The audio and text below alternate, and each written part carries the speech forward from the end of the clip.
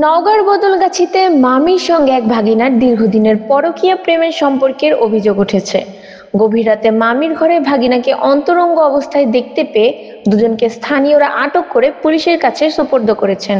নওগাঁর বদলগাছি থেকে খালিদ হোসেন মিলুর প্রতিবেদনে দেখুন বিস্তারিত।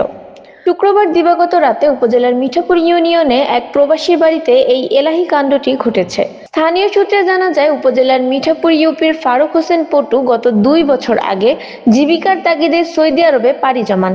ফারুক বিদেশে যাওয়ার পর থেকে তার বাড়িতে বিভিন্ন সময়ে যাতায়াত করতেন তার এক ভাগিনা।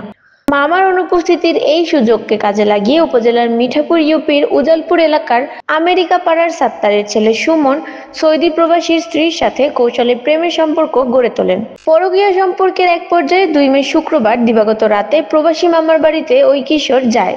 এ সময় এক প্রতিবেশী বিষয়টি টের পেয়ে স্থানীয়দের জানান। পরে শয়ন ঘর থেকে মামা ভাগিনা সহ দুজনকে আপত্তিকর অবস্থায় ধরেন স্থানীয় এলাকাবাসী।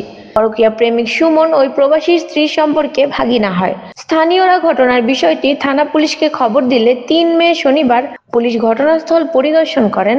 এ সময় বিকেলে তাদেরকে পুলিশের কাছে সোপর্দ করেন এলাকাবাসী। বদলগাছি থানার ভারপ্রাপ্ত কর্মকর্তা সাইফুল ইসলাম বলেন, এ ঘটনায় অভিযুক্তদের বিরুদ্ধে থানায় আইনগত প্রস্তুতি চলছে।